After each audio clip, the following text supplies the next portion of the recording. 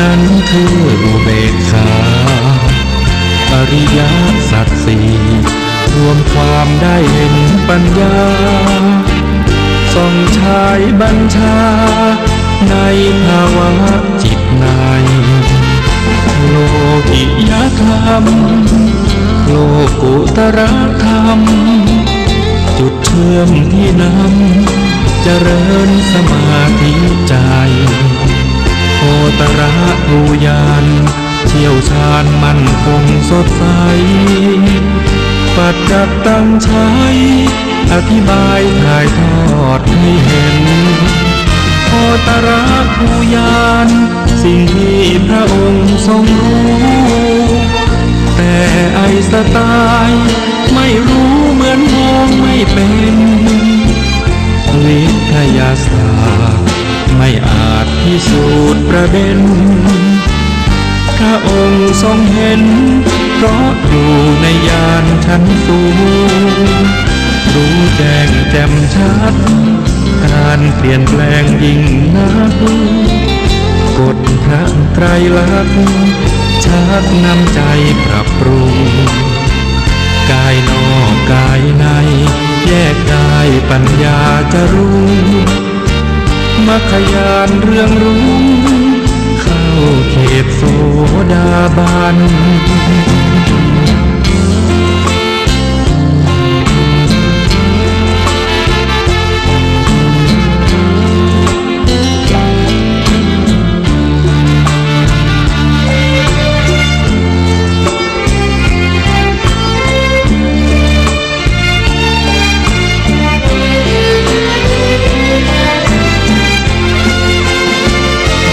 ตระภูยาน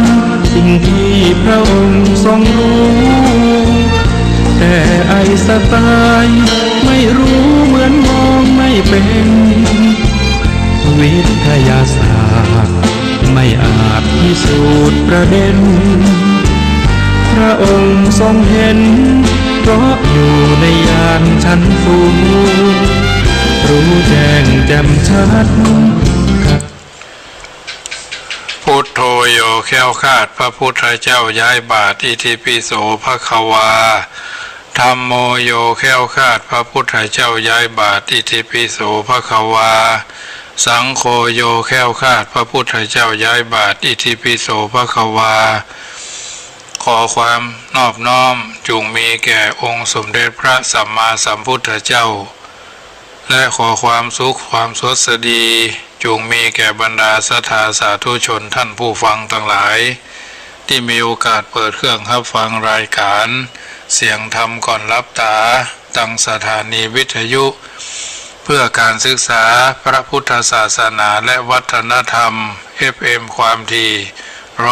104.50 เมกะเฮิรตซ์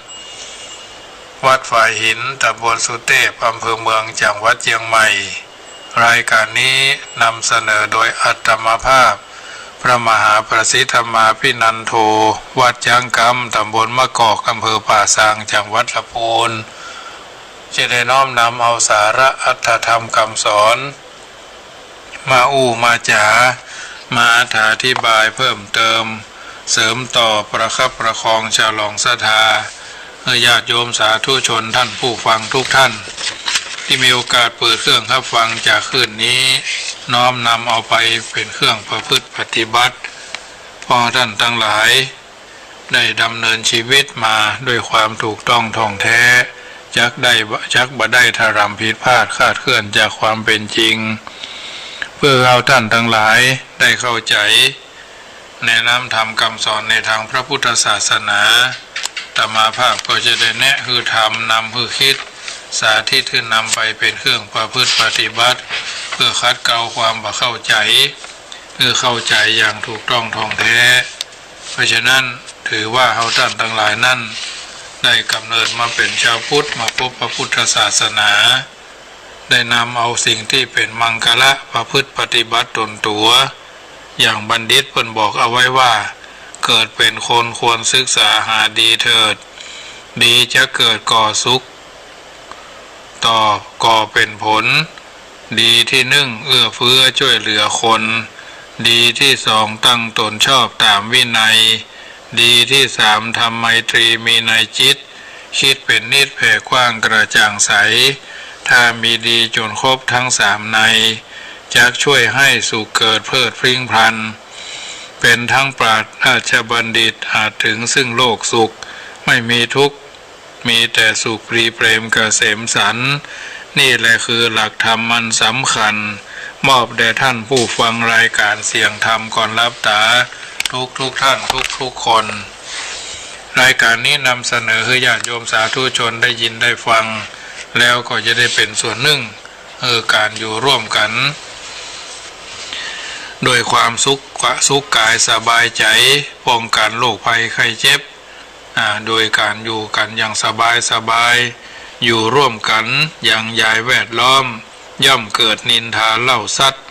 พระเจ้าตนหลวงตั้งอยู่ในวัดคนก็ยังเล่าต้านนินทาโปร่งใจเฮเตะบุญหาบบาปหนาเว้นคนปาลาบดีเข้าใกล้คนหนุ่มแหงนักพอยามยการคนอันธพาลพอตอนเมาเหล้าพริกแด่บะนาวสมกับพริกน้อยหวานเผ็ดหมอกส้มเป็นยา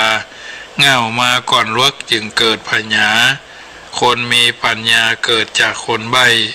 จีนเกิดก่อนนอนคนนอนก่อนไข้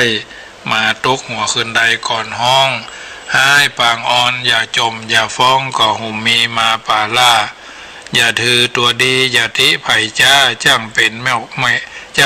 เมฆฟ้าป่าเมาป่ามัวก้อยอยู่ตามน้ำก้อยทำตามตัวน้ำเพียงใดดอกบัวเพียงอันญาโยมสาธุชนท่านผู้ฟังทั้งหลายรายการเสียงธรรมก่อนรับตาประจำเมื่อค่ำยามแรงของวันนี้จะได้สาธกยกเอาธรรมะอันเป็นสาระอันเป็นสัจธรรมความจริงในทางพระพุทธศาสนามาสาธยายมาสาธกยกคือญาติโยมสาธุชนได้ยินได้ฟังวันนี้เราทำหน้าที่ของตัวดีมากน้อยแค่ไหนหน้าที่ประจำตัวหน้าที่ประจำงานรักษาหน้าที่ให้ดีบำรุงหน้าที่ให้ดีแล้วความมีโภคาก็จะปาคือสมบูรณ์พูนสุขเพราะฉะนั้นท่านโยมสาธุชนทั้งหลายทำงานให้ดีทำงานให้มั่นคงทำงานให้เรียบร้อยลงด้วยความบะฮือข้างอากูลมีความรู้ก้าวมีความรู้เกาะมีความรู้เก็บมีการรู้เท่าไว้กันมีการรู้ทันไว้แก้เป็นผู้รู้เท่ารู้ทันรู้กันเอาไว้แก้เป็นต้นมีธรรมะเป็นหลักยึดมีธรรมะเป็นที่เพิ่งอาศัยมามีสิ่งอื่นนอกจากธรรมะเป็นสรณะเป็นที่เพิ่งเอาท่านทั้งหลายก็จะสุขกายสบายใจน้ำธรรมคำสอน 84,000 พระธรรมขันธ์กายกับใจนั่นสำคัญใจสำคัญกว่ากายจิตเป็นนายกายเป็นบ่าวใจให้เป็นผีใจดีเป็นคนใจวกวนเป็นบ้าใจกล้าเป็นนักรบใจสงบเป็นสมณะ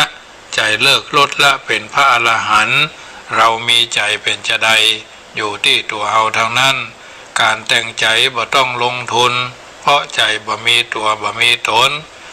เครื่องแต่งใจก็บ่ใช่สิ่งของเมื่อบ่ใช่สิ่งของก็บ่จำเป็นต้องซื้อหรือแสวงหาแต่อาศัยทุนคือคุณธรรมคนยากคนจนก็แต่งได้เพราะธรรมเป็นของกลาง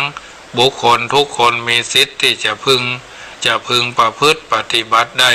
ไม่มีใครหวงแหน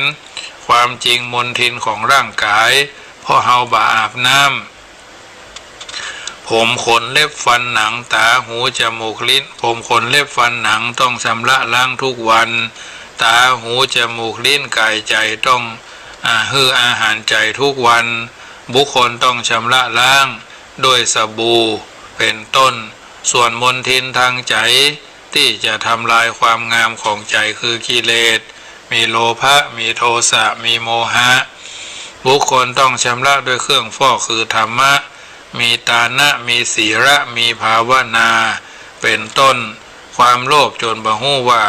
ของเราหรือของเขาบ่ฮู้ว่าควรหรือไม่ควรได้บุคคลควรฟอกด้วยธรรมะค คือทานความโกรธจนบ่ฮู้พิษบ่ฮู้พิษชั่วดีจึงควรที่จะฟอกด้วยศีลความหลงจนบ่ฮู้ความจริงควรฟอกด้วยภาวนาสิ่งเหล่านี้เป็นสัจธรรมความจริงที่บัณฑิตนักปราชญ์ท่านกล่าวเอาไว้ญาติโยมขอตั้งใจเอาไปเป็นข้อพินิจพิจารณาการปฏิบัติธรรมชื่อว่าการแต่งใจทั้งที่บ้านทั้งที่วัดทั้งที่สำนักอารามที่พักสงฆ์หรือสถานปฏิบัติธรรมทั้งใหญ่ทั้งเล็กทั้งใหญ่ทั้งน้อยผู้ปฏิบัติธรรมชื่อว่าผู้แต่งใจให้รวยด้วยการให้ทานแต่งใจให้สวยด้วยการมีศีลให้มีศีลความเรียบร้อยแต่งใจให้มีปัญญาด้วยการภาวนาอบรมบุคคลผู้มีใจงามรูปงามชื่อว่างามเลิศบุคคลผู้มีใจงามรูปสามชื่อว่างามรองบุคคลผู้มีใจสามรูปงามชื่อว่างามหลอกบุคคลผู้มีใจสามรูปสามชื่อว่าไม่งามเลยเพราะนั้นฟังแถมคำเนอะบุคคลผู้มีใจงามรูปงามชื่อว่างามเลิศบุคคลผู้มีใจงามรูปสามชื่อว่างามรองบุคคลผู้มีใจสามรูปงามชื่อว่างามหลอกบุคคลผู้มีใจสามรูปสามชื่อว่าไม่งามเลยเอาอยู่ในขั้นไหนงามเลิศงามรองงามหลอกและไม่งามเลยเพราะฉะนั้นบุคคลหรือมนุษย์ทุกคนทุกเพศทุกวัยจึงควรใฝ่ใจควรพัฒนาควรศึกษาควรแต่งกายแต่งใจเมื่อปฏิบัติเป็นประจำอัธยาศัย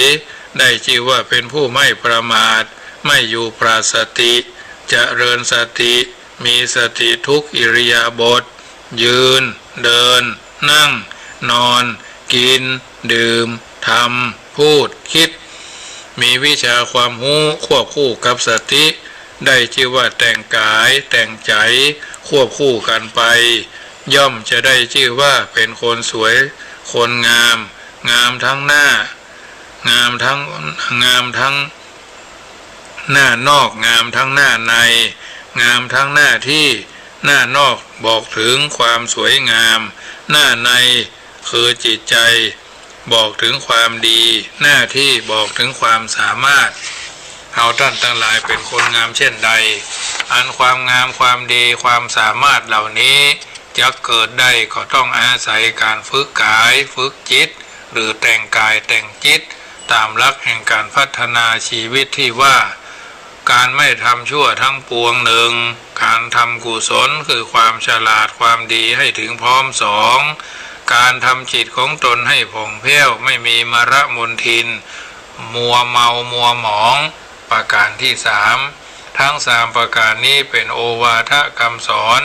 ในพระพุทธศาสนาอันสมเด็จพระบรมศาสดาจารย์ตรัสไว้เป็นหลักบุคคลผู้มีความตระหนักถึงหลักคำสอนจึงควรนำมาพัฒนาชีวิตแต่งกายแต่งจิตเพื่อจะได้ครองชีวิตอันได้แก่ครองตนครองคนครองงานครองตนครองคนครองงานบริหารตนบริหารคนบริหารงานเมื่อผ่านการฝึกฝนอบรมเป็นอย่างดีจักเป็นผู้มีคุณธรรมประจำใจจักหันได้จากบุคคลผู้มีคุณธรรมคือตาลการจะเป็นผู้มีอัธยาศัยกว้างขวางไม่คับแคบเห็นแก่ได้เห็นแก่ตัวมีเมตตากรุณาประจำใจเพราะว่าการให้จัดเป็นสื่อประสานใจในเบื้องต้นที่จะทำให้บุคคลเกิดความรักความเคารพนับถือซึ่งกันและกันความรักความเคารพนับถือความสามัคคีความสงบความสุขที่ยังบ่เกิดบ่มีก็จะเกิดจักมีความสุขจะมีบ่ได้ถ้าบ่มีความสงบความสงบจักมีบ่ได้ถ้าบ่มีความสามัคคีความสามัคคีจักมีบ่ได้ถ้าบ่มีความรักความเคารพนับถือความรักความเคารพนับถือจักมีบ่ได้ถ้าบ่มีความให้ความเสียสละอันเนี้ยญาติโยมสาธุชนท่านผู้ฟังทั้งหลายฟังย้อนแถมกรรมเนอะการความรักความเคารพนับถือความสามัคคีความสงบ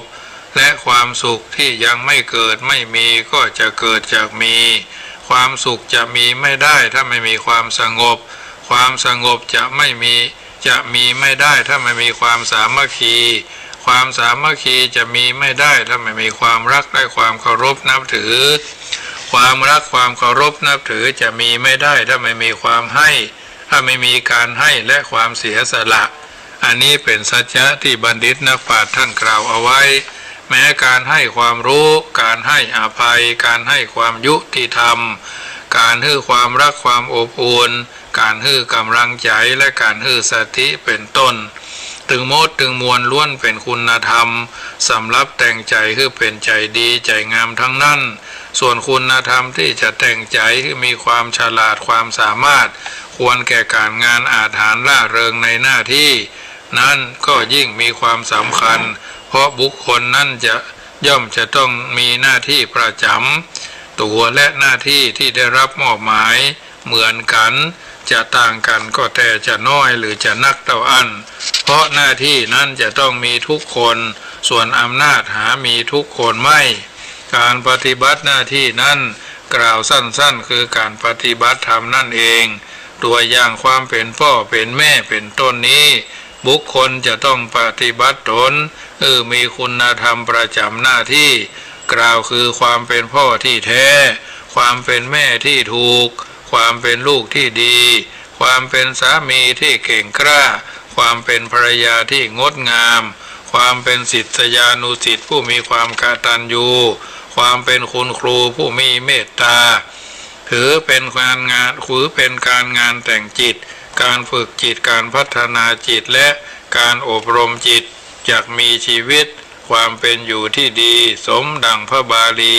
ที่ตั้งเป็นอุเทศไว้ว่าทันโตเศโธมนุสเสสุเป็นต้นบรรดามนุษย์ทั้งหลายบุคคลผู้ที่ประเสริฐสุดคือผู้ที่ฝึกตนเป็นต้นน้อมทำคำสอนส่วนนี้อัตมภาพน้อมนำมาเป็นปฏิฆะแก่ญาติโยมสาธุชนท่านผู้ฟังทั้งหลายทัดนั้นมาเฮาท่านทั้งหลายอยู่ในสังคมแห่งการอยู่ร่วมเอาควรจะเป็นผู้มีที่เพิ่งอยู่เตอะว่าอันอย่าเป็นผู้บ่มีที่เพิ่งเลยเจ็บไข้ได้ป่วยเพิ่งหมอเพิ่งแพทย์เพิ่งพยาบาลบ่มีเงินบ่มีทองก็ต้องเพิ่งการทำงานได้ปัจจัยมาหิวก็เพิ่งอาหารกระหายก็เพิ่งน้ำมีความเหนื่อยล้าอ่อนเพลียก็รับนอนก็เพิ่งหมอนเพิ่งสลีเพิ่งผ้าห่มอันเนี้ยมีความหนาวกายก็เพิ่งผ้าห่มหนาวใจก็เพิ่งธรรมะหนาวนอกนั่นก็จุดของไผ่ของมันนะญาติโยมสมดังพระบาลีรับรองว่าสนาถาภิกขเววิหารถะมาอนาถาเป็นต้นภิกษุทั้งหลายพวกเธอจงเป็นผู้มีที่พึ่งเถิดอย่าเป็นผู้ไม่มีที่พึ่งเลยเพราะบุคคลไม่มีที่พึ่งย่อมอยู่เป็นทุกข์แท้ๆทุกข์บ่มีกินบ่มีไผ่ตามไฟส่องต้องทุกข์บ่ได้นุ่งบ่ได้ย่องพี่น้องจักดูถูกดูแควนอันนี้เก็บคำเก่ามาเล่าให้ญาติโยมฟังเนอะพุทธภาษิตที่กล่าวบุคคลจะต้องมีที่พึ่งนี้หรือควรจะสร้างที่พึ่งเพราะบุคคลผู้บ่มีที่พึ่งย่อมเป็นคนอนาถาคำว่าอนาถาแปลว่าไม่มีที่พึ่งหรือมีแต่พึ่งไม่ได้ที่พึ่งนั้นมีความสำคัญมาก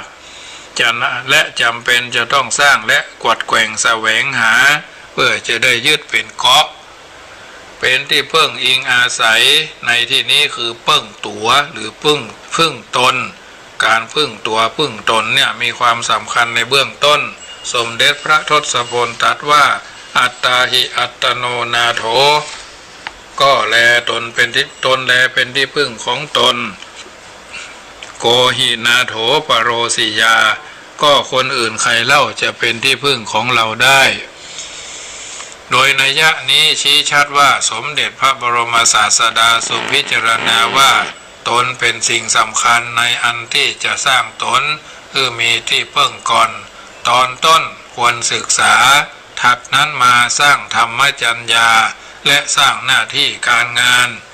ข้อที่ว่าสร้างการศึกษานั่นการศึกษาเป็นที่มาแห่งความรู้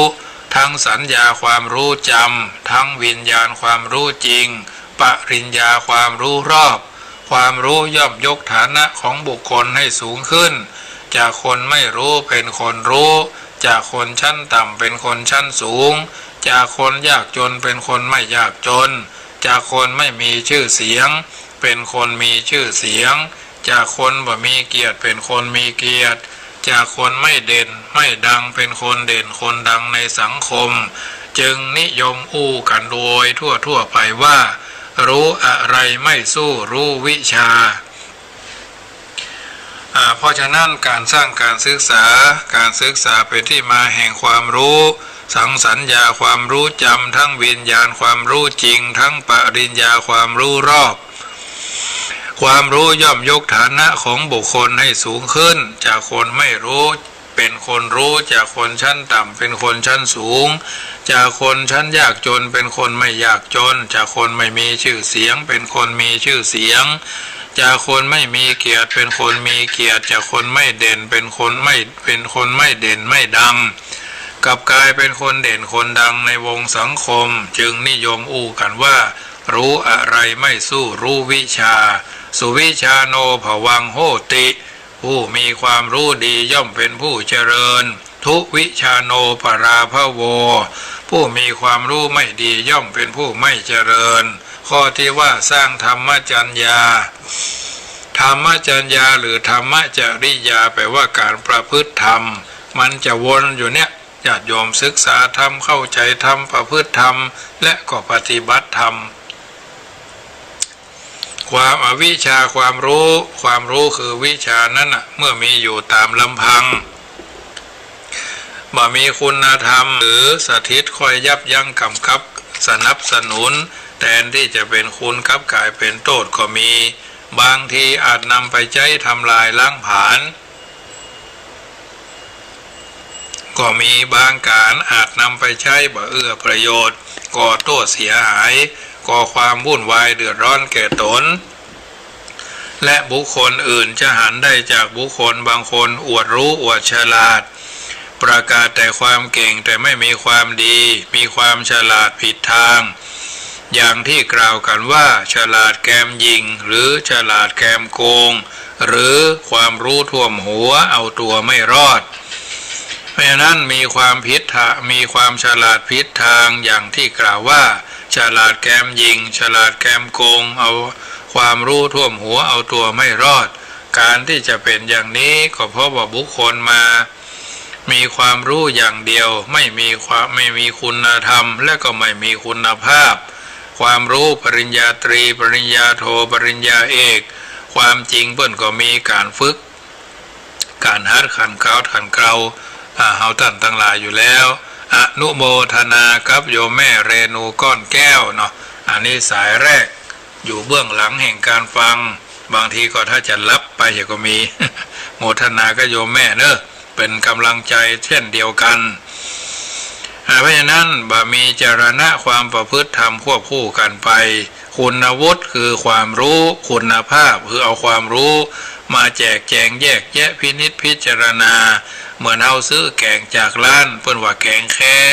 เอาก็เอามาเตใส่ถ้วยแกะใส่ถ้วยจะอุ่นถ้าชอบฮ้อนก็อุ่นแกงร้อนช้อนกลางล้างมือทำอย่างที่เพิ่นว่านั่นน่ะเรียบร้อยว่ากินไปแล้วแกงนี่บะลำเพราะอย่างน้ำมันจางเขาก็เติมน้ำปลาแกงนี่บะลำพักมันบะซุกดีเขาก็กินอย่างอื่นเนี่ยเอากินมันแกงแค่อย่างแกงแค่ปลากะแกงแค่หมูกะแกงแค่ปลาจีกะก็แล้วแต่เขาก็แยกแยะถ้าหากว่าอันใดอันหนึ่งมันบะลำเขาก็เอาออกเหียอย่างก๋วยเตี๋ยวก็ดีข้าวซอยก็ดีวันนี้ญาติโยมคุณโยธีคุณพันนีจีรกันเอาข้าวซอยมาถวายข้าวซอยเนื้อ5ถุงข้าวซอยไก่5ถุงข้าวซอยหมู5ถุงก็ถวายพระถวายเนรเนี่ยฉันไปแล้วก็เก็บไว้ฉันต่อไปวันพรุ่งนี้ใครจะถวายก็ได้เนอะก๋วยเตี๋ยวราดหน้าผัดซีอิ๊วผัดไทยผัดกะเพราราดข้าวผัดกะเพราราดข้าวเนี่ยก็ผัดกะเพรานี่จะอยู่ทางบนนะญาติโยมบางทีบางครั้งมาถวายเพล10 โมงมาแล้วนะ โปดโทธรรมโมสังโฆปรากฏว่าเพิ่นลาดมาเรียบร้อยญาติโยมต้องทำความเข้าใจว่าเอามาถวายพระกำลังฉันเพลเรียบร้อยบางทีมีธุระเนาะ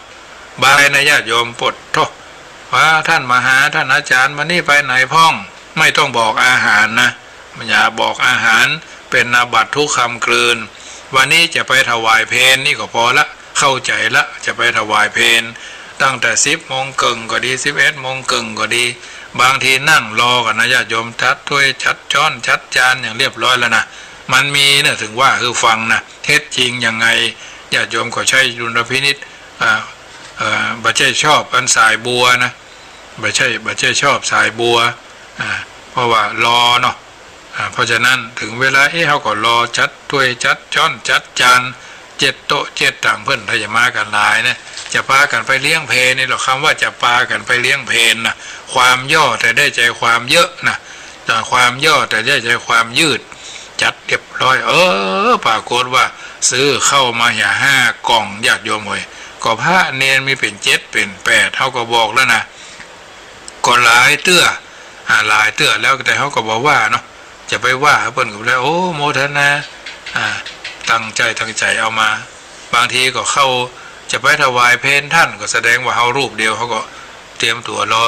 เข้ากัดกับเฮากล่องเดียวก็มีนะเพราะฉะนั้นเขาจะไปถวายเพลที่ไหนนะนางวิสาขาเคยบอกอยากจะไปวัดคนเดียวก็เพราะอย่างเพราะว่าพระเจ้าพระสงฆ์นี่เพิ่นพอหรอ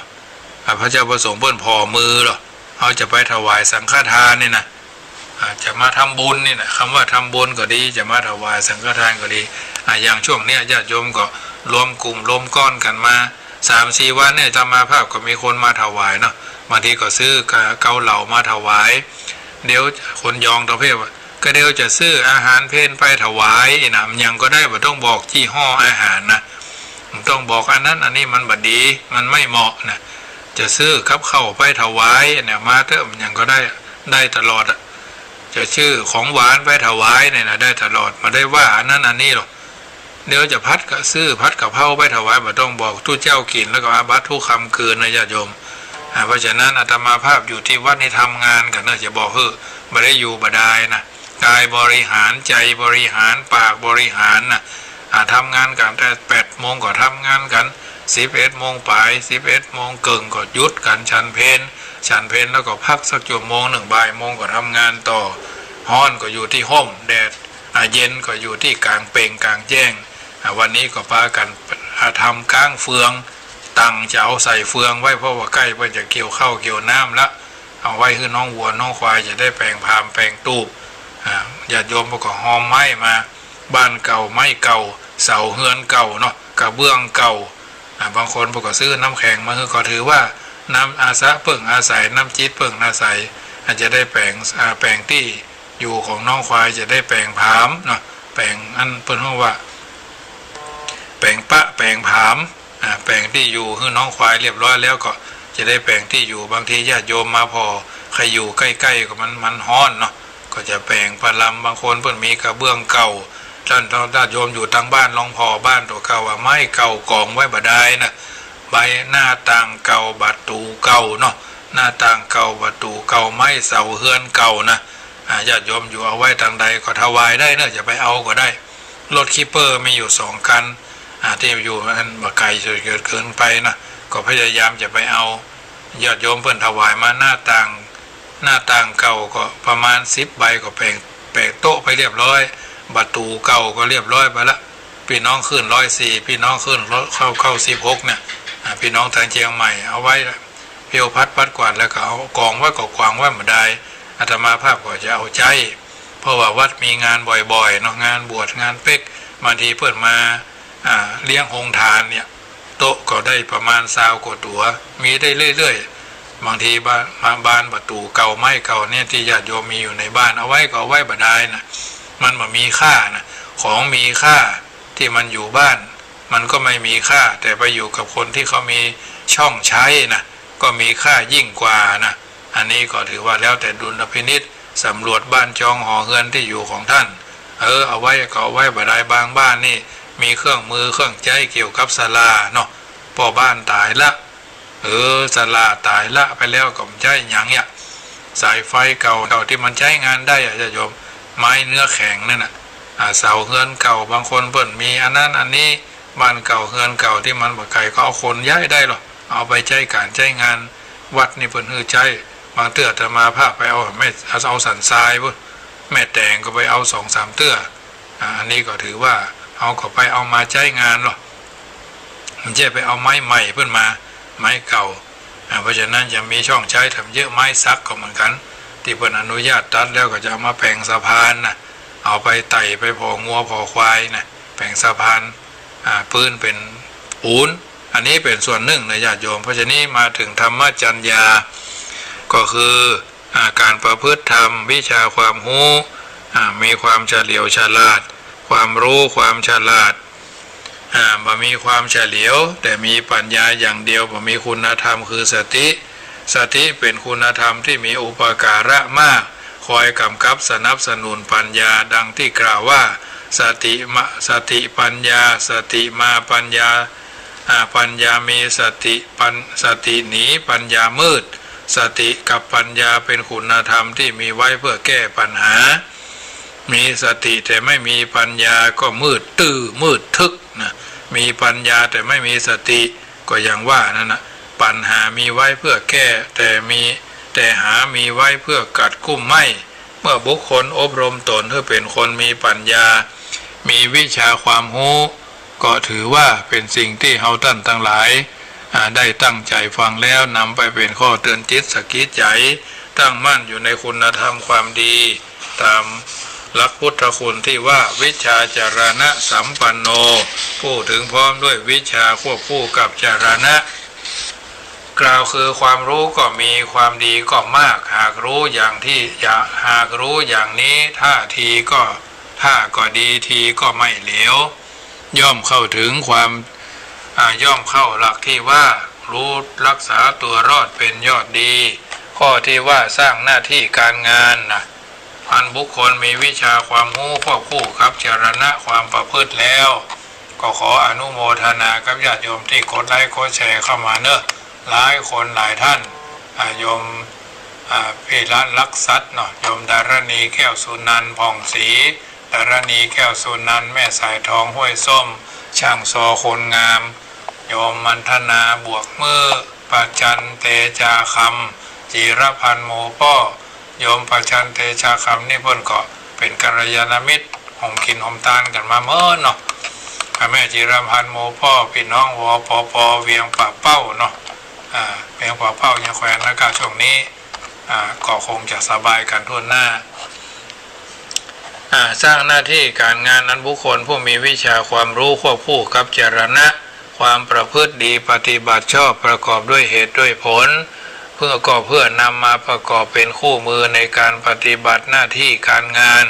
ความจริงสาระสำคัญของชีวิตของบุคคลย่อมขึ้นอยู่กับผลของงานการงานเป็นรากเป็นฐานเป็นทรัพยากรคือบ่อเกิดแห่งทรัพย์สินเงินทองเมื่อมีงานก็มีเงินงานคือเงินคืองานบันดาลสุขบุคคลจะพึ่งพาตนเองได้นอกจากร่างกายจะแข็งแรงจิตใจจะเข้มแข็งแล้วจะต้องเป็นคนอดทน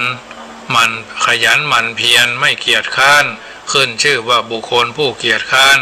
ย่อมมักเอาแต่นอนอ้างหนาวอ้างร้อนอ้างหิวอ้างกระหายเช้าสายบ่ายเย็นไม่ลุกขึ้นทำงานหนาวก็นอนร้อนก็หนีแดดก็บ่นฝนก็ว่าเห็นงานยากงานหนักงานใหญ่เป็นของเหลือวิสัยแม้งานง่ายงานเบางานเล็กงานน้อยก็เห็นเป็นของด้อยต่ำไม่ทำอะไรเป็นชิ้นเป็นอันเหี่ยเบอขว้างบะชอบแต่ความสบายสะดวกนักมักง่ายคอยเลี่ยงเกี่ยงบากบั่นไปหาที่ง่ายลบงานนัก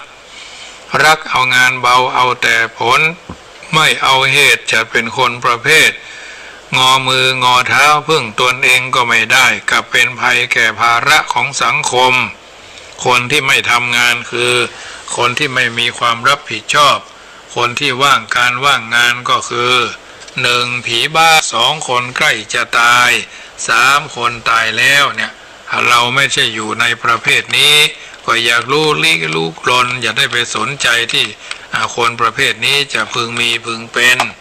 ส่วนบุคคลผู้มั่นการมั่นงานขยันการขยันงานจัดเป็นคนฮักงานมุ่งมั่นหาการหางาน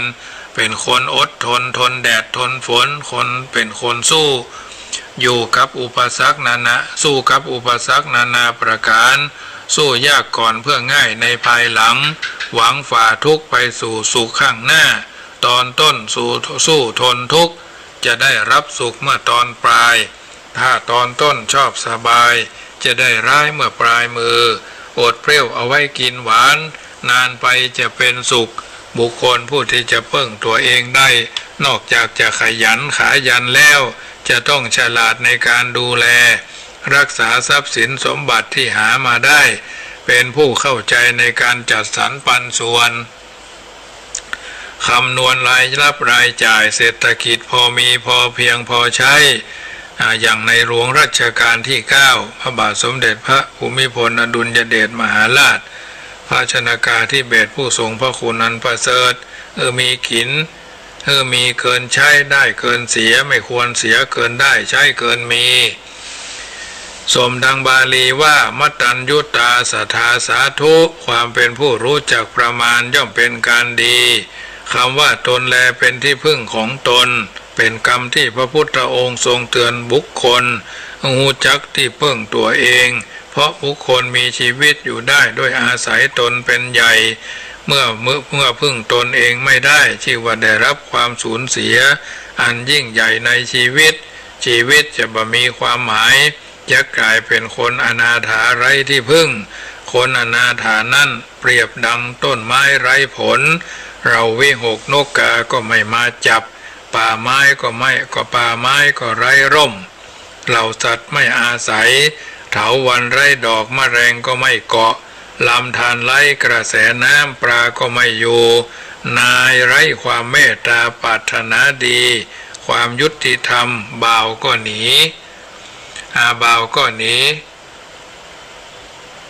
ชายไร้ทรัพย์และวัยหนุ่มหญิงก็ออกห่างฉะนั้นบุคคลผู้มีการศึกษาดีย่อมมีความรู้จะเป็นคู่มือในการตั้งตนไว้ชอบประกอบตนไว้ดีมีความฉลาดสามารถในการบริหารจัดงานตนบุคคลและการงานหน้าที่เมื่อเป็นเช่นนี้งานก็ได้ผลบุคคลก็มีความสุขบุคคลผู้มีความรู้วิชาความรู้ก็เหมือนมีทรัพย์อยู่นับแสนถึงจะอยู่ในถิ่นฐานแห่งใดไม่คลอนแคลนดังคำประพันธ์ที่ท่านบัณฑิตกล่าวว่าอย่าเกลียดค้านการเรียนเร่งอุตสาห์มีวิชาเหมือนมีทรัพย์อยู่นับแสนอย่าตกถิ่นฐานใดคงไม่แคลนถึงคับแค้นก็พอยังประทังตนอันความรู้กระจ่างแต่อย่างเดียวแต่ให้เชี่ยวชาญเถิดจะเกิดผลอาจจะชักเชิดชูฟูสกลถึงคนจนพงไพร่คงได้ดีเพราะฉะนั้นญาติโยมสาธุชนท่านผู้ฟังทั้งหลายน้ำทำคำสอนที่อาตมาภาพสาธุยกคือญาติโยมสาธุชนได้ฟังก็เป็นส่วนหนึ่งที่จะได้ประคับประคองญาติโยมสาธุชนได้เข้าใจได้ก็นำไปเป็นเครื่องเตือนจิตสะกิดใจในการที่เข้าใจอัตถธรรมอันถือว่าเป็นประโยชน์อย่างยิ่งสืบต่อไปในทางพระพุทธศาสนาเพิ่นจัดว่าทีระคือนักปราชญ์เขาจะเป็นนักปราชญ์หรือนักปราชญ์นะนักปราชญ์ราชบัณฑิตนักปราชญ์เปรี้ยวปราชญ์เปลืองนักปราชญ์หน้าเนาะเป็นผู้ฉลาดคือบัณฑิตสมโดยพุทธภาษิตรับรองไว้บทหนึ่งบอกว่าทิฏเถธรรมเมจโยอัตโถโยจัตโถสัมปรายิโกอัฏฐาภิสัมยาทีโรบัณฑิตโตติปวุจจติทีรชนท่านเรียกว่าบัณฑิตเพราะมายึดไว้ซึ่งประโยชน์สองประโยชน์ในปัจจุบันและประโยชน์ในอนาคตความจริงมนุษย์อุบัติมาในโลกนี้ย่อมมีพื้นเทจริตอัตยาศัยแตกต่างกันไปพระพุทธองค์ทรงอุปมาไว้หันเป็นดอกบัวสี่เหล่าเพราะฉะนั้นการที่พระพุทธองค์ทรงสอนให้ทุกคนหลุดพ้นจากสังสารวัฏ เกิดแก่เจ็บตายเหมือนกันทั้งหมดจึงบ่ใช่วิสัยที่จะเป็นไปได้แต่โดยเหตุที่ทรงมีพระมหากรุณาธิคุณมุ่งจะช่วยเราสัตว์ผู้อุบัติให้ได้รับประโยชน์ตามลำพังตามความสามารถของตนจึงทรงจำแนกคำสอนให้เป็น3ระดับ 1. ทิฏฐธรรมิกถาประโยชน์ที่บุคคลจะพึงได้ถึงปัจจุบัน 2. สัมปรายิกถาประโยชน์ในภายภาคหน้าซึ่งเป็นส่วนแห่งการพัฒนาจิตใจ 3. ปรมัตถประโยชน์ก็คือประโยชน์อย่างยิ่งคือมรรคผลนิพพานคำว่าประโยชน์ในที่นี้หมายถึงความสะดวกสบายความสุขประโยชน์กับความสุขตามความหมายก็เนื่องด้วยกันกล่าวคือผู้มีความสุขความสบายก็เนื่องมาจากผลประโยชน์ผู้มีผลประโยชน์ก็ย่อมได้รับความสุขความสบายเรื่องผลประโยชน์ซึ่งจัดว่ามีความสำคัญอย่างยิ่งดังนั้นบุคคลผู้มีส่วนในการจัดการประโยชน์ไม่ว่าจะเป็นประโยชน์ตนและประโยชน์ส่วนรวมย่อมเป็นผู้มีส่วนสำคัญในอันจะสร้างสรรค์ความเจริญมั่นคงหรือความเสื่อมมาสู่หมู่คณะเพราะผู้มีผลประโยชน์ร่วมกันแม้ศัตรูก็กลายเป็นมิตรผู้ขัดผลประโยชน์กันแม้มิตรก็กลายเป็นศัตรูผู้มีปัญญาจึงควรที่จะพัฒนาชีวิตทั้งส่วนที่เป็นปัจจุบันและส่วนที่เป็นอนาคตโดยอาศัยคุณธรรมเป็นแนวกำหนดไว้ให้ดำเนินตัวข้อต้นได้แก่ประโยชน์ในชีวิตปัจจุบันแม้เป็นเน้นถึงการพัฒนาตนเป็นประการสำคัญกล่าวให้สั้นก็คือการเรียนการศึกษาการแสวงหาทรัพย์เงินสินเงินทองการตั้งตัวให้เป็นหลักฐานเลี้ยงดูบุตรหลานภริยาสามีบ่าวไพร่เป็นสุขทั้งนี้ก็เพื่อความอยู่ดีกินดีอยู่ไม่ร้อนนอนไม่ทุกข์บุคคลประสบอิทธิผลดังกล่าวได้จำจะต้องท่องคาถาหัวใจเศรษฐีว่าอุอากาสะอุฐานสัมปทาขยันหาอารักขสัมปทารักษาไว้การระยานะมิตรตาคบมิตรดีเป็นเพื่อนสามะชีวิตาเลี้ยงชีพโดยสุจริตขึ้นใจจนช่ำชองคล่องปากศึกษาให้เข้าใจและรู้ความหมายแล้วตั้งใจประพฤติปฏิบัติตามด้วยดีเมื่อเป็นเช่นนี้ความอยู่ดีกินดีก็จะพึงเกิดมีอย่างแน่นอนโดยไม่ต้องสงสัยแต่ถ้าเพียงสนใจท่องไม่สนใจทำก็จะได้เพียงความจำไม่สามารถจะทำให้อยู่ดีกินดีได้ไม่มีใครจะเป็นผู้อยู่ดีกินดีได้เพียงท่องคาถาแต่โบราณท่านได้ภาวนาแล้วมุ่งแนวปฏิบัติประพฤติปฏิบัติเป็นประการสำคัญมาจากคำว่าอุทานสัมปทาถึงพร้อมด้วยความมันอุทานะแปลว่าการลุกขึ้นตรงกันข้ามกับการนอนนานงานน้อยแล้วลุกขึ้นทำงานก็หมายถึงความหมั่นความขยันอย่างเมื่อเจ้าขี้ข้านลุกทำวัดพระเจ้าประสงค์ญาติโยมก็ขี้ข้านลุกทำการบ้านเพียวพัดกวาดถูเช็ดถูบ้านจอหอเหือนลุกนึ่งเข้าเป่าไฟไปกาดไปลีทำกับเข้ากับป๋าฟังพระเจ้าประสงค์เทศนาธรรมบรรยายธรรมแนะคือทำนำคือคิดปลุกสะดุ้งตื่นลุกขึ้นตื่นวันพวกนี้ก็เป็นวันโกนวันฮือก็เป็นวันศีลวันพระวันพวกเป็นวันโกนวันนี้บัดใจเตื้อกล่าวคือบักเกียรติค้านคนเกียรติค้านก็คือคนเอาแต่นอนอ้างหนาวอ้างร้อนหิวกระหายเช้าสายบ่ายเย็นไม่ทำการทำงานคนเกียรติค้านนานไปจะไร้ทรัพย์เป็นกาฝากสังคมถ้ายิ่งเกิดมาบนกองเงินกองทองพ่อแม่มีกินขว้างเบอะขว้างบะพ่อแม่ล้มหายตายละเป็นบะแหลมแต้มแตะเป็นบะห้อยน้อยจาก็ยิ่งถูกความร่ำรวยความมั่งมีมอมฮือเพลินกลายเป็นคนเสียคนมีเยอะแยะมากมายศรัทธาธรรมภาพก็มีหลายคนพ่อแม่เป็นผู้มีอันจะกินผู้มีอันจะใจผู้มีอันจะเชิดหน้าชูตาตนเป็นสุภาพบุรุษ เคยเป็นถึงผู้นำชุมชนเขาก็รีบลาออกถ้าไม่รีบลาออกเขาจะไล่เพราะฉะนั้นเห็นงานยากงานหนักงานใหญ่เป็นของเหลือวิสัยทำบัดได้เฮามีความสามารถแม้งานง่ายงานเบางานเล็กงานน้อยก็เห็นเป็นเที่ยต่ำสุดท้ายก็กลายเป็นคนงอมืองอเท้าไม่ทำอะไรให้เป็นชิ้นเป็นอันชอบแต่ความสะดวกสบายสะดวกนักมักง่ายสบายนักมักเคยตัวเป็นต้นญาติโยมสาธุชนท่านผู้ฟังทั้งหลายสุดท้ายก็กลายเป็นคนงอมืองอเท้าไม่ทำอะไรให้เป็นชิ้นเป็นอันชอบแต่ความสะดวกสบายเพราะฉะนั้นถือว่าเอาท่านทั้งหลายคอยเลี่ยงที่ยากบากไปหาที่ง่ายหนาวก็นอนร้อนก็หนีหลบที่หนักไปหาที่เบาหวังแต่สุขไม่นึกถึงทุกข์อันจะตามมาเป็นคนชอบแต่ผลแต่เป็นคนชอบผลแต่เบื่อเหตุเมื่ออยู่ในวัยที่อาศัยพ่อแม่ก็อาศัยแบบกาฝากอาศัยต้นไม้ธรรมดากาฝากเพียงแต่เกาะกินต้นไม้ที่อาศัยถ่ายเดียวไม่อย่างรากอบอุ้มต้นไม้ที่ตนอาศัยอยู่และไม่ปล่อย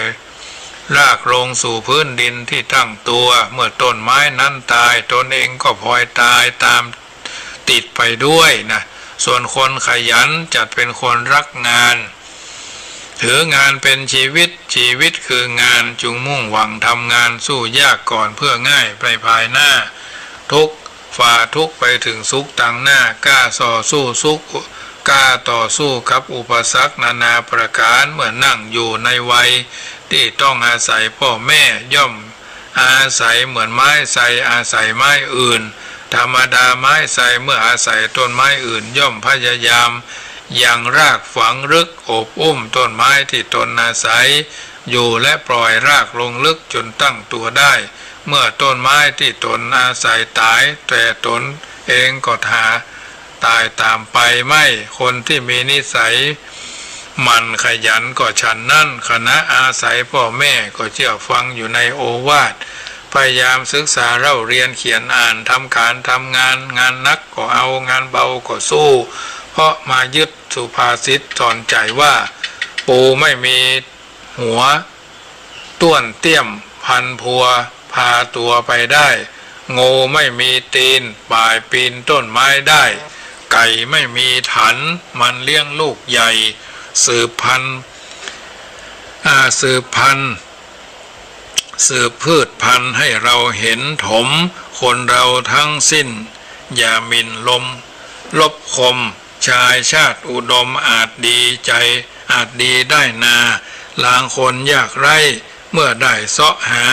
ตั้งตัวได้นาเห็นอยู่มากมายเพราะฉะนั้นภาษิตอย่าเตือนจิตสุภาษิตเตือนใจในเรื่องของการขยันหามอบเป็นปฏิกระกับญาติโยมว่าปูไม่มีภูไม่มีหัวต้วมเตี้ยมพันพัวพาตัวไปได้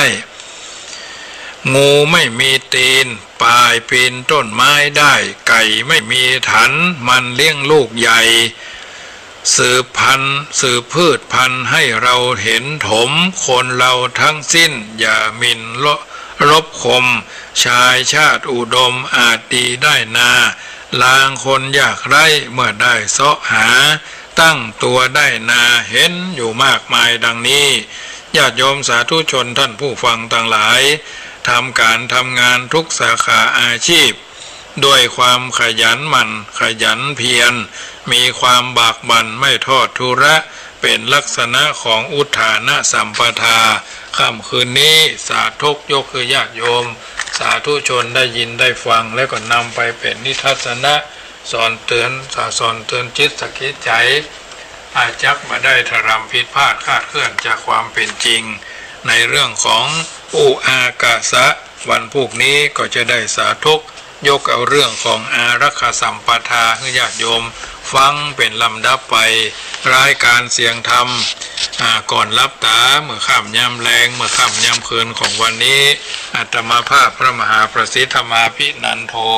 สาธุยกเอาสาระให้ญาติโยมสาธุชนได้ยินได้ฟังแล้วก็คงจะเป็นประโยชน์อย่างยิ่ง ญาติโยมสาธุชนที่อยู่ต่างบ้านฟังแล้วได้ใจความฟังแล้วได้ประโยชน์จากการฟังเป็นจะได้พ้องก็สามารถโทรศัพท์ทักทายเข้ามาได้เนอะที่0861875325 อันเป็นเบอร์โทรศัพท์ที่รอสายทานศรัทธาจากญาติโยมที่อยู่ต่างบ้านฟังแล้วกึศจะได้ไฟใจถึงแปลงใจตึงโทรศัพท์ทักทายเข้ามาที่0861875325วันนี้ทำดีแล้วหรือยังวันนี้ตั้งใจที่จะประพฤติปฏิบัติหน้าที่ของตัวแล้วหรือยังเป็นจะได้พ้องได้คุกคีคุกเข้าได้ไปมีปัญหาได้ไปสร้างความดีได้มีการดำเนินชีวิตแบบใดปฏิบัติตามหน้าที่ได้ไปลงทะเบียนที่เพิ่นตั้งราชการบ้านเมืองเพิ่นรณรงค์กันตั้งแต่6 โมงตะวามาถึงเที่ยงคืนกะอันยังต่ออันยังพ่อหลวงกำนันผู้ใหญ่บ้านแก่แขว้นเพื่อประชาสัมพันธ์กันลึกๆลักๆเนาะทางนี้ทางนั้นก็ถือว่าเข้าไปก่อนบางท่านก็ได้รับตอบมาว่าไปกินยาอย่า ไปกินยาแก้โรคนั้นโรคนี้ก็เป็นที่ตลกโปกฮาเนาะทั้งนี้ทั้งนั้นก็ถือว่า ส่วนหนึ่งที่ญาติโยมได้ทำไปตามภาระสิทธิที่จะพึงได้ที่จะพึงมีที่จะพึงเป็นนะก็เป็นกำลังใจกับทุกคนทุกท่านที่อยู่ต่างบ้านบางท่านเพื่อนว่าคุณได้ลงทะเบียนคนประสาทแล้วค่ะโปรดรอการยังโปรดรอการแจ้งยืนยันไว้นะเจริญพรแม่น้อยพัชรีธนูจันทร์ฟังอยู่นอกกาไว้ตาเจ้าแม่ก็ฟังอยู่เนอะฟังเข้าใจดีนอกวันนี้เข้าใจดีแท้ๆเลยเจ้าก็เข้าใจไปกำลังใจคือม่วนอกม่วนใจเนาะเจ้าม่วนใจแท้ๆเลยเจ้าท่านเทศวันนี้ถูกใจแม่ท้องเอาตบแทบหลายอย่างเป็นแกงแค่เนาะ แกงแค่เหมือนแกงแค่กับล้ำน่ะกันเนาะน่ะมันล้ำหน่อยอย่างว่านะแกงแค่ก็ล้ำมันพักหลายอย่างได้เจ้า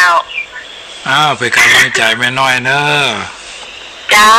เป็นกำลังใจวิท่านตัวให้เจ้าโมทนาผู้แม่เจ้าฟังแถมเนื้อตี 5 ถึง 6 โมงเจ้าเมื่อเจ้าแม่ก็ฟังแล้วก็บลำได้โทรเจ้าจะมันผูกนี่ยาวหน่อยโมทนาแม่เจ้าไว้ตาเจ้าเจริญพรแม่น้อยโทรเข้ามาเนอะญาติโยมแม่ยอดแม่คือดอยสะเก็ดโทรเข้ามาใหม่เนอะบางคนเปิดลงทะเบียนได้กับเปิดส่งมาเพื่อพอนะโอ้ข้าเจ้าไปลงทะเบียนได้ปิกมาเปิดขีดถูกว่าคุณได้ลงทะเบียนคนประสาทแล้วค่ะโปรดรอการแจ้งยืนยันผลทาง SMS ดีว่าและอีเมลที่ลงทะเบียนไว้เพื่อรับยาที่โรงพยาบาลประสาทดีว่าเป็นที่น่าตลกโปกฮาซับปะซับปันกูอันปันเจือบ่คือบ่น้อยเนาะเจริญพรแม่ยอดดอยสะเก็ดจ้าไว้ตาจ้าสอนมาหาฟังเข้าใจดีเนาะวันนี้เข้าใจดีเจ้าไม่อยากฟังอยู่เนอะโมทนากำลังใจให้นะเจ้าเช่นกันเนอะไม่ยอมแล้วละอ่อนเขาลงทะเบียนเขาบอกว่าได้อีโลกดีใจตัวไม่ยอดก็ดีใจตัวขออย่าเกิ้งได้เลยโมทนานะแม่เนอะเจ้าว่าจะมาเข้ารับบาตรตัวนะเจ้าได้เลยเอาไม่ครูว่าเนาะถ้าไม่ครูเพิ่นมาก็จะมาเพิ่นเจ้าเหตุการณ์มันคล้ายๆกันเนาะเจ้าค่ะให้เหตุการณ์มันดีขึ้นนี่นะเจ้าถ้าคนเหมือนออกไปไหนไกลก็ถ้าจะไม่ได้มาถึงไม่ครูลุงเอาอันส่งมาเนาะเข้าบัญชีแล้วเนาะเจ้าไว้สาเจ้าโมทนาแม่จันดีปากก้าไอ้จ๋าเจ้าฟังอยู่นอกฟังอยู่เนอหมอนดีมันผู้ไม่เจ้าฟังแบบเนอเจ้าผู้ไม่เจ้าฟังแล้วแต่บ่รู้แม่เข้าใจก็ดีแล้วเนาะเข้าใจชัดเจนนี่เนาะโมทนากี่ข้อแรงล่ะกินแล้วเหรอเยอะมาเกี่ยวจอลำโมทนากับแม่เนอเจ้ เจ้าเจ้าเจริญพรแม่ยอดผักข้าวมาติการเจ้าเจริญพรอ้าวแม่พาป่าเป่าเจ้าเข้าใจดีเนาะเจ้าฟังเสียงวันกำลังฟังอยู่เจ้ามันไม่เจ้าฟังได้ก่อมาเจ้าก็ฟังแต่ว่ามันจะเป็นเจ้าเลยเจ้าผู้ไปเจ้ามันหลายเรื่องหลายรสเป็นรวมมิตรเนาะเอานั่นผสมนั่นเอานี่ผสมนี่คือฟังกันไปเนาะ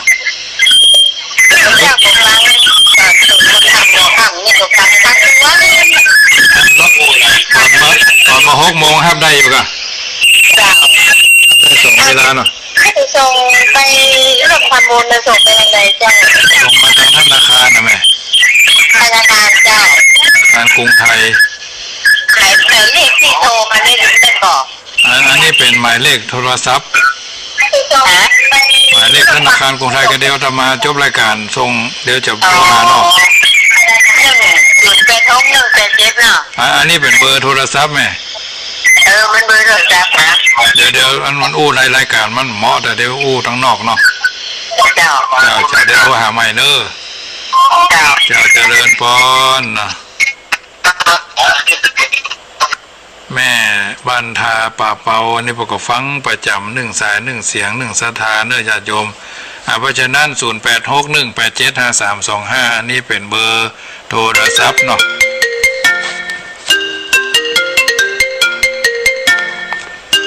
เจริญพร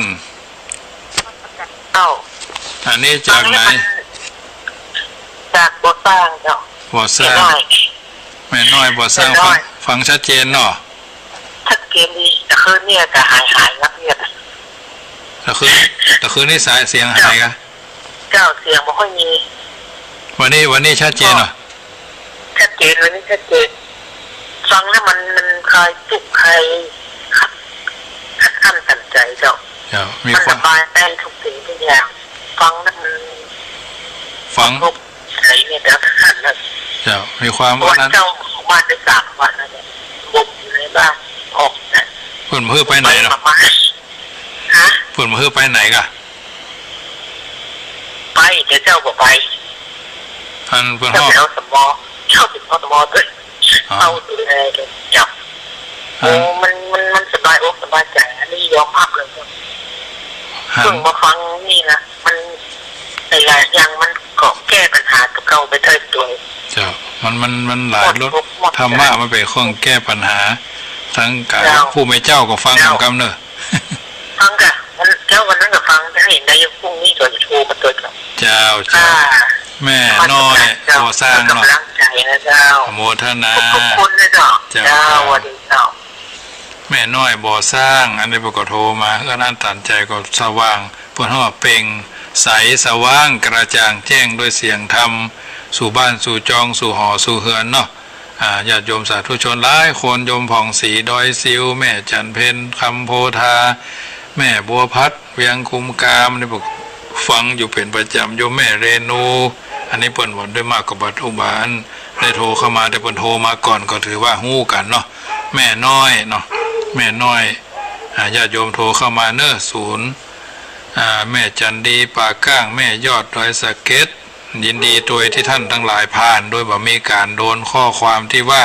ท่านเอาไปซื้อยายนะแม่น้อยพัชรีธนูจันเนาะ1 เสียง 1 สาย 1 ศรัทธามีโอกาสก็โทรเข้ามาเนอะ0861875325ส่วนเบอร์โทรธนาคารอาตมาภาพก็สามารถโทรเข้ามาได้เนอะจดไว้ได้เนอะที่ธนาคารกรุงไทยโลตัสป่าซางบางท่านก็จะเป็นเจ้าภาพอาหารกลางวันพระเจ้าพระสงฆ์องค์เนน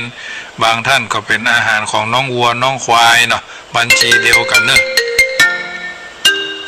เจริญพรแม่น้อยสันข้าวแคบเจ้ากลับไปสาเจ้าท่านฟังเด้อเข้าใจดีวันนี้ม่วนดีเนาะวันนี้นะเจ้าโอ้วันนี้แก่แค่ท่านม่วนดีเจ้าวันนี้พักสดคุณเตี้ยพักเหี่ยวเจ้าโอ้ได้คติสอนใจจากดีเจ้าได้โอกาสก็ฟังช่วยกับเป็นกำลังใจว่าผู้ไม่เจ้าก็ฟังแหมเนอะโอ้ฟังเจ้าฟังตลอดเลยรายการของภาคการเนี่ยเจ้ามัน มันมีหลายรสหลายชาติเนาะเจ้าเก็บตับฟังผ่านนั่นอาจารย์ทำการทำงานที่นี่สุขภาพท่านดีขึ้นนะคะเจ้าก็ดีขึ้นนะพยายามแข็งใจแข็งเนาะอยู่มาได้ก็ใจขึ้นทานเนอเจ้าเจ้าหมดละกันเนอแม่น้อยเนอเจ้าใช่เจ้าแม่น้อยสันเข้าแคบอันนี้สันกำแพงเพื่อก็เป็นกำสันกำแพงนี่หลายเนอะสันกำแพงโยมหลายท่านนะโยมพองศรีก็สันกำแพงโยมแม่จันดีอันนี้ก็สันทราย1 เสียง1 สาย1 ศรัทธาสำหรับธนาคารอาตมาภาพจะร่วมเป็นเจ้าภาพของทุนน้อง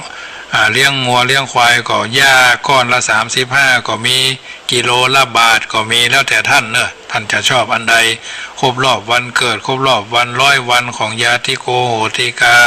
สะเดาะเคราะห์เลาะน้ำอายุลงท้าย21 23 25 27 29ปีชงกะปีนี้มีเคราะห์มีน้ำมีเคราะห์มีภัยกายสะเดาะเคราะห์เลาะน้ำซื้อภัยเกิดปีงัวเนาะก็สามารถร่วมทำบุญได้ย่าถ้าเป็นกิโลละบาทซื้อกำหนึ่งก็ 3,500 กิโลก็ 3,500 บาทต้องไปให้เพิ่นมาส่งเฟืองหรือเปลือกข้าวสาลีแท่งละ45 บาทอันนี้ประกอบปุ่นอยู่จังหวัดพิษณุโลกผมก็ต้องสั่งกำหนึ่งก็หลายพันบาทเหมือนกันเพื่อจะคือน้องวัวน้องควายเนาะวันนี้ก็พากันแปลงก้างเฟืองเนาะถวยศาลาเก่าศาลาใหม่ตู้หลวงก็เป็นศาลาลูกวัดก็เป็นศาลาจ้อยก็เป็นศาลาถ้าเอาเนี่ยเพื่อนบ่เฮาบ่เป็นศาลาเฮาก็จะโดนเขาว่าเป็นซากด่าธรรมญาติโยมอันนี้ก็ช่วยกันไปแต่ก่อนก็ไปจากวัดเท่านั้นน่ะมันทำงานแล้วมันม่วนกายก็ได้ออกกำลังตาก็ได้ออกกำลังใจก็ได้ออกกำลังเลือดก็ได้สูบฉีดเลือดเก่าเลือดใหม่ผสมนักได้กินได้ดื่มได้บริโภคกันไปญาติโยมถามว่าเหนื่อยบ่เหนื่อยตอนเจ้าก็กวาดขี้เหงื่อบิณฑบาตควายมาก็ตัดหญ้าเกี่ยวหญ้าให้น้องวัวน้องควายก็เอาอาหารให้มันกิน8 โมงไปก็ทำงานกัน11 โมงก็ฉันเข้าเนี่ยอยู่กันเนี้ยบางทีญาติโยมก็มาทำบุญสุนทรทานวันพรุ่งนี้ยังมีเจ้าภาพอาหารเด้อเนอะไปจะเป็นเจ้าภาพอาหารก็ได้ซื้ออันนั้นมาซื้ออันนี้มาวันนี้อาตมาภาพได้ดำเนินรายการมาก็พอสมควรแก่เวลาจักเลยเวลายมพิสมัยและกัลยาณมิตรเพิ่นเนอะอิมินากตะบุญเยนะด้วยบุญกุศลคุณงามความดีบุญเกิดจากการฟังน้ำฟังธรรมจากรายการเสียงธรรมก่อนรับตาอาตมาภาพพระมหาประสิทธมาพินันโทวัดจังกำตำบลมะกอกอำเภอป่าซางจังหวัดลำพูนขออนุโมทนาทุกคนทุกท่านที่ได้โอนปัจจัยมาร่วมเป็นเจ้าภาพอาหารคนอาหารน้องวัวน้องควายและเป็นกำลังแก่พระเจ้าประสงค์องค์สามเณรตลอดจนค่าน้ำค่าไฟสิ่งละอันพละน้อยตลอดจนภัตตาหารเจ้าภัตตาหารเพนขัวปลูกลูกฝังบะเขือด่างจิ้นป่าอาหารอันเป็นของสุขุมานละเอียดอ่อนเป็นของสมควรแก่สมณะบริโภคบุญนั่นกุศลนั่นจงอวยหน้าเป็นตบะเดชะเป็นภรวะปัจจัยเป็นพุทธาคมธรรมาคมสังฆาคมพุทธคุณธรรมคุณสังฆคุณขจัดปัดเป่าสัพพทุกข์สัพพโศกสัพพโรคสัพพภัยสัพพขอเขนเว้นโทษอภมงคลเสนียดจันไรฮือพิราชกาดกาตลอดจนโรคโคโรนาโควิด19คือวินาศสันติคือท่านทั้งหลายอยู่เย็นเป็นสุขรับเป็นสุขตื่นเป็นสุขกันทั่วหน้าพุทโธบังซ้ายธัมโมบังขวาสังโฆบังกายาอะระหังบังเกสาอะระหังพุทโธนะโมพุทธายะขอเจริญพรอะนุโมตะนา